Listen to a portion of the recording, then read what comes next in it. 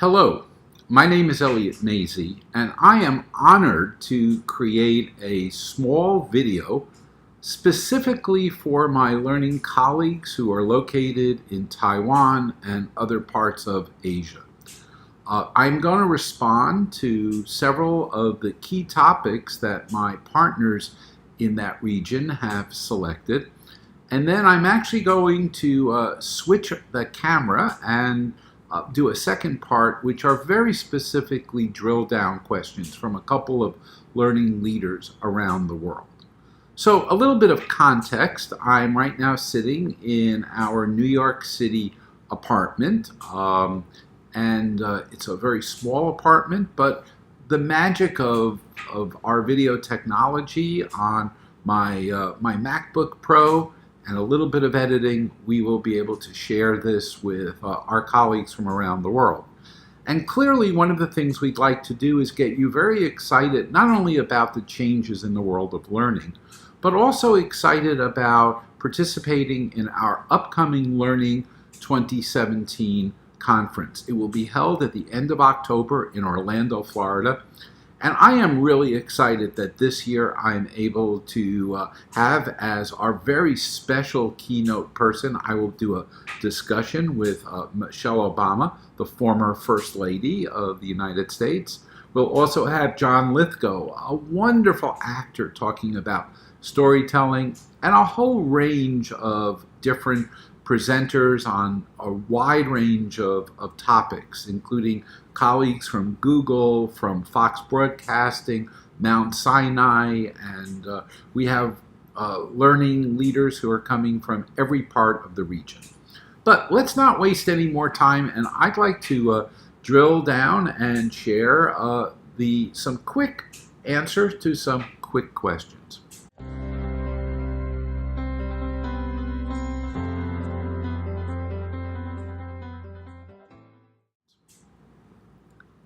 The first question is, are learners changing? Well, I think that answer is a gigantic yes. We find learners changing in a variety of ways. First of all, the learner is much more independent. They're much more experienced at directing their own learning. Now, why is it? Because most of them, including most of us, have a portable device that lets them touch a glass and get at information, knowledge, content, collaboration anywhere in the world. And it is the rise of the independence of the learner that is driving a lot of the changes that are now coming about in our learning field. And we'll talk a little bit about it later on, the learner is wanting content that's in a shorter segment. They're very often choosing to want to watch it by video rather than read it. They're wanting to not memorize anything, and they're wanting the learning to be very focused on what do I need to learn in order to do something now. Now, if it's later on, maybe I don't want to learn it. Maybe I want to understand where I can get it when it's time to learn. So our learners are changing, and the most accurate way is to say it's not them, it's us. The next question is around personalization. What we find is that with the learner changing, we are ever more required as learning professionals to bring about a degree of learning personalization. Sir Ken Robinson, my colleague who has the widest viewed video on business and learning, he would argue that personalization happens in several ways. Number one, the organization has to increasingly personalize it for the learner. We have to understand what she knows and what she doesn't know and provide her with content at the right moment to get to that. None of us want to sit through a course to learn something we've already learned or to take an e-learning program for something that we'll never use. The second dimension of personalization happens by the learner themselves. Listen, we've all been, even now you're going to watch this video and you're excited about watching the whole thing, but you may get to a certain point and say, I had enough of Elliott. Or let me skip ahead and see that next segment. And I'm not insulted because you as a learner are becoming part of that personalization. The final one, and it will lead to our next topic, is that the machine itself, the learning system of the future, will be a greater and greater piece of the personalization puzzle. So strap your seatbelts on. Personalization is one of the biggest impacts around the changes in our learner. The next question is about machine learning, and it does relate to my last answer. In a nutshell, and machine learning is not new, the phrase is a little bit new. We talked about it over the years as artificial intelligence, machine-assisted learning, cognitive processing. There are lots of terms, and the hot term right now is machine learning. But let me give it two active definitions. One part of machine learning is that the machine is always there, the computer systems are always there to understand what I, Elliott, need to know and can organize, sequence, and deliver what I need to know at the ideal moment. Now, we're used to having that kind of machine intelligence operate when we go online or even if we do a search. But for the most part, we haven't applied it yet to corporate learning. Now, the other dimension of machine learning is that the machine itself learns. That in our process of using the machine for work, in our process of using the machine and the computer system to support learning, it in fact goes through its own learning cycle and curve. Now, right now you'll see the word machine learning on just about every major technology advertisement. I would say in the world of organizational and corporate learning, we're just beginning. It's probably at that infant stage. Now, I'm excited. I think there's a lot of change that's coming. We're going to have to alter some of our learning systems. We're going to have to pick up some new skills. What's it like to actually build out a learning program that is going to be very much managed by a machine or by a computer system? So we're going to have to change some of our skills. But we're very excited about it. At our conference, we're going to explore many of the dimensions of machine learning, and it will include a variety of other technologies that we'll talk about in a few moments.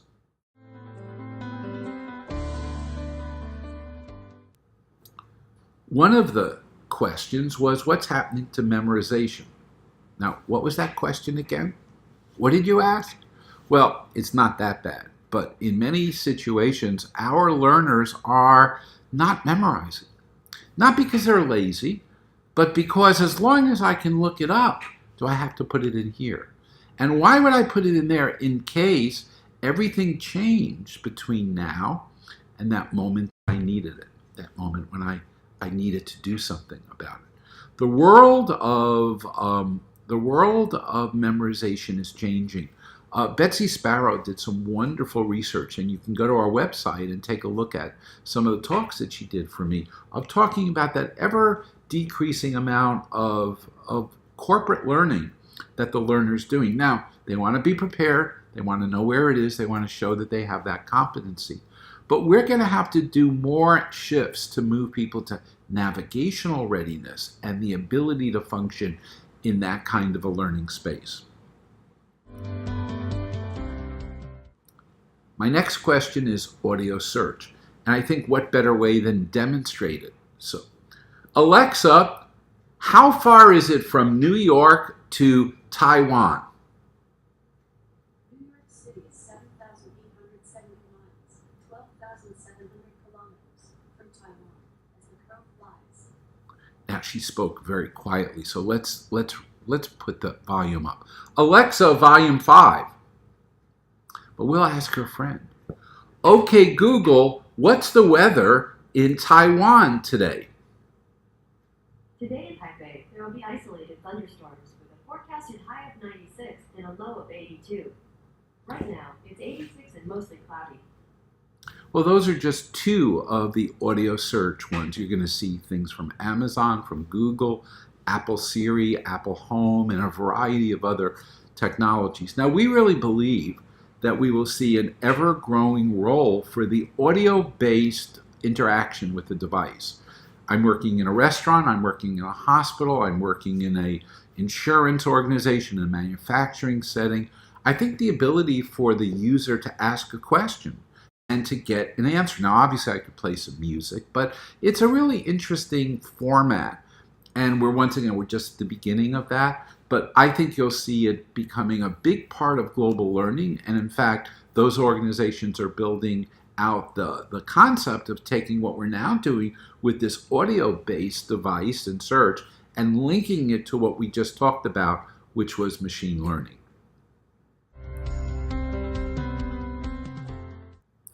Augmented reality. Well, you've all heard about that. That's sort of Pokemon Go. It is the ability not necessarily to wear big, heavy glasses, although I've got one version of each of them. But they are not going to scale, and I don't think ultimately we're going to see thousands or tens of thousands of people in Taiwan or other parts of Asia wearing those big goggles. What I think you're going to see instead is that your phone, and I think the next versions of phones, are going to meld the already really good cameras with the ability for information about the environment that we're in to become part of our screen, kind of an augmented element.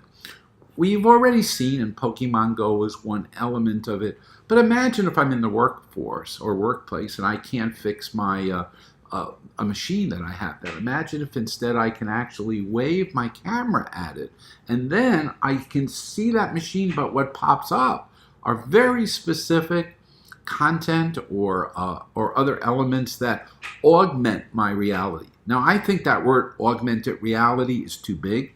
Microsoft is using the word mixed reality or mixed media. So we'll see what it's called, but strap your seatbelts on. I think that you're going to see in the next version of the Apple iPhone and in some of the other mobile phones, augmented reality built more and more into that platform.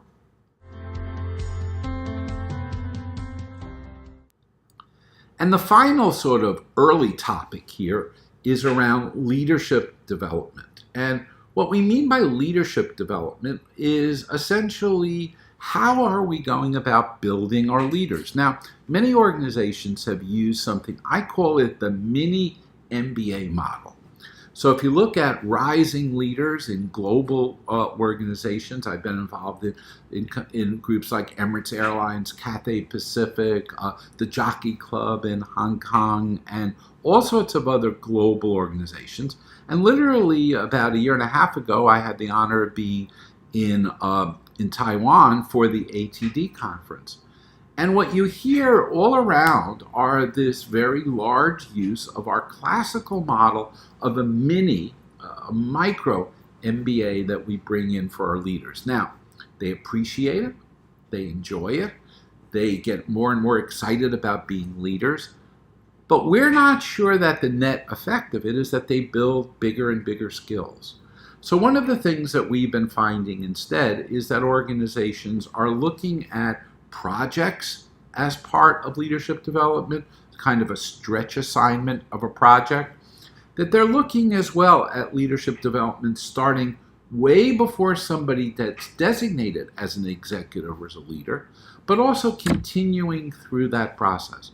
So I think there are many changes. One of the speakers at our conference this year is Nigel Payne from the United Kingdom and from Australia, and he has a wonderful new book out looking at changing leadership development models. I think it's really important.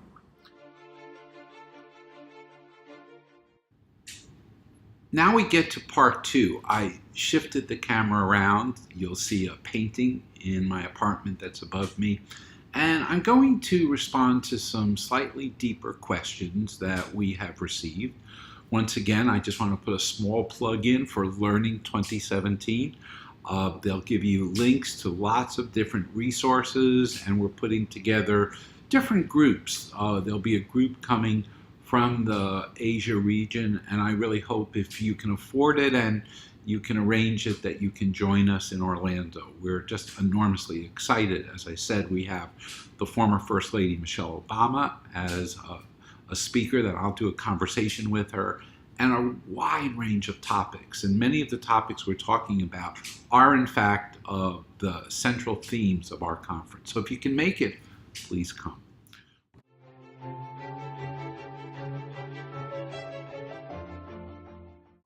Probably the place where I want to begin with looking at this is in terms of the home learning market.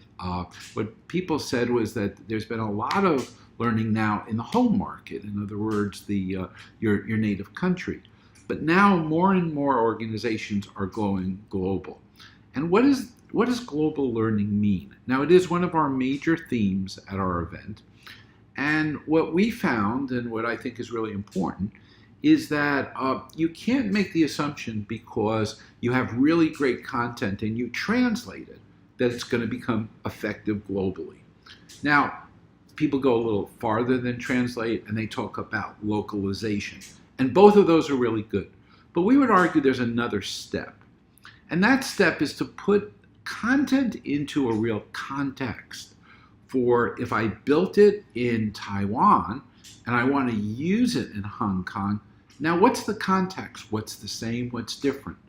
I think it gets even more severe if I built it in the United States or I built it in Canada and now I want to bring it over to use in an Asian country or a Eastern European country. And what I think we have to acknowledge is that learning has to go through a process by which it is both really relevant to the individual who's local, but at the same time they want to understand the global perspective. And the other piece that we think is really important is that the way we process learning changes when we in fact are involved in learning in a second language. So even though I may speak that language very well, my learning process will be different. We find that if you're learning in your second language, you often aren't asking questions as rapidly, or sometimes you want to go over the content a second or third time. So we will be investigating what global learning looks like in the whole process of that.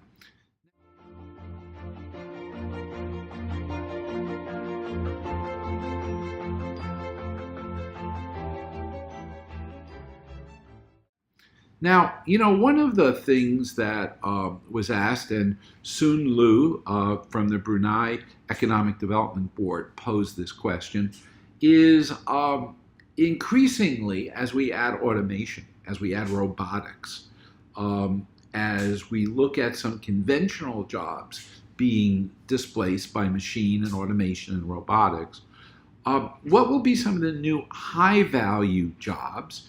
And what's our role in both corporate learning and in the role of K-12 education? I think we have to be prepared that the world of work is going to be really, really, really different. Listen, we've already seen in the last 200 years enormous change in work. We had the mechanical revolution, the industrial revolution, where factories came about. We had the information age where computers and office technology came about. And I now think we're going to see a next level of that information revolution, but I also think it's going to be linked in with automation, with robotics, and with redesigning work significantly around our changing capacity. High-value jobs, ironically, are not going to be job titles, but fundamental competencies. The ability to learn, that's a great competency. I want to hire somebody who knows and is comfortable learning.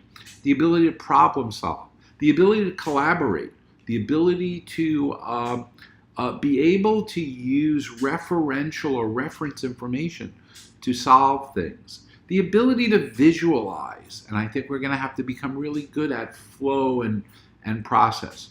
And finally, the ability to handle change, because whether you like it or not, change is coming to your job and to the world, and I think that would be one of the other elements of that.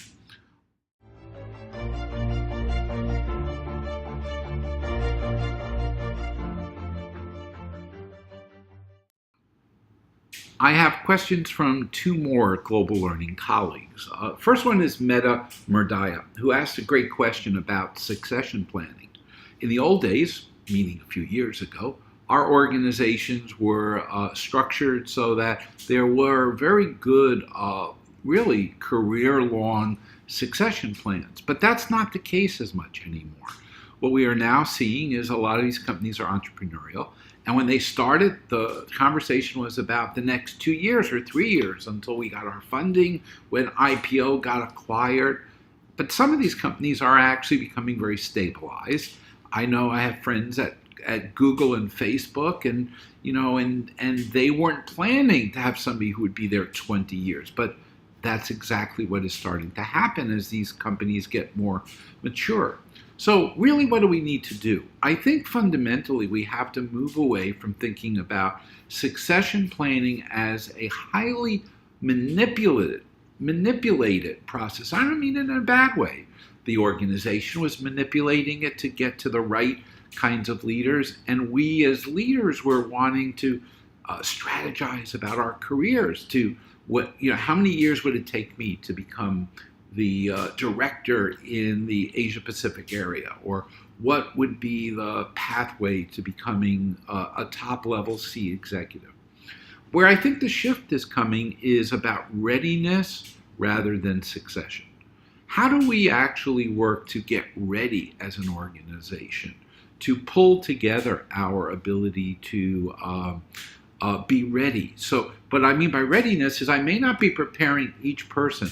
So Patricia, or Li Jing is not necessarily being prepared for this job down the line, but rather I'm building for each of them a readiness to succeed, a readiness to grow, and bluntly, in many cases, they will succeed and grow out of the organization. But it changes our heavily planned out succession plan if we think about rather, we really want to build up the assets of our organization. We think that there's a lot to be said even for people who leave the company and then go back. A number of organizations like Oracle have alumni offices of people who used to work at Oracle, who are someday or either going to become customers or return into more senior roles.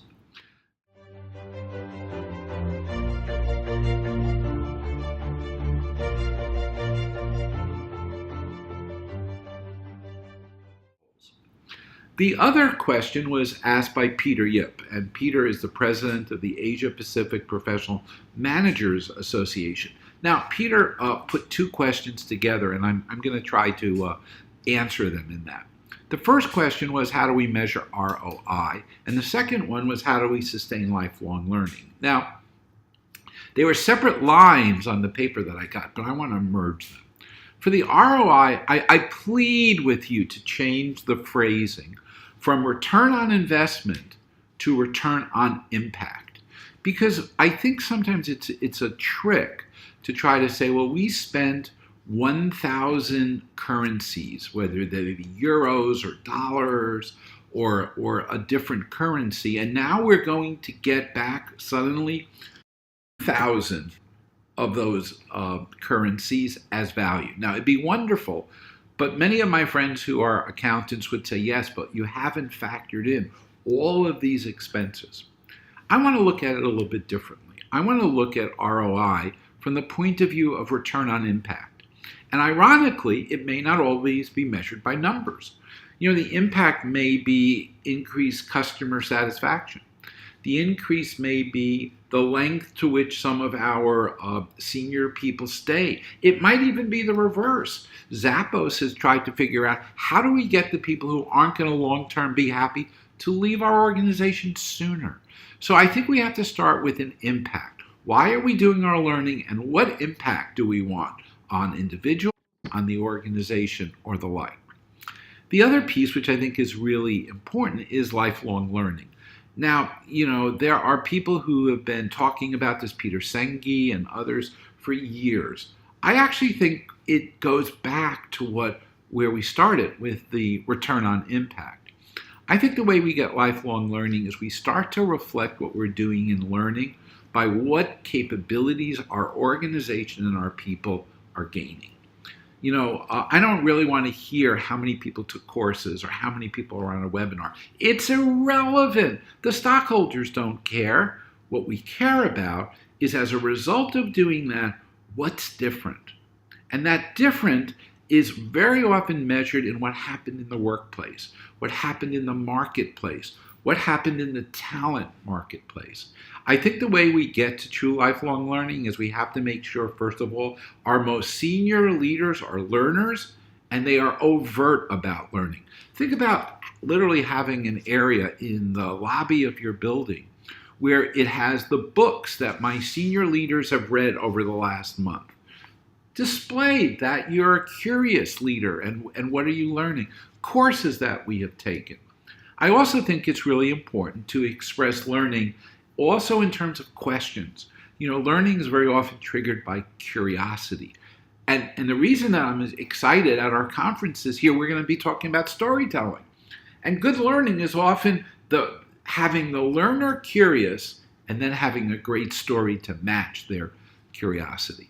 So those are just a few of the questions that I received, and I hope you find this content of value to you.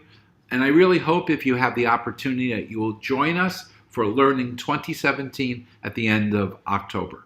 I want to thank my friends in Taiwan, and thank you very much for putting this together, and I look forward to learning together with all of you soon. This is Elliott Masie, yours in learning.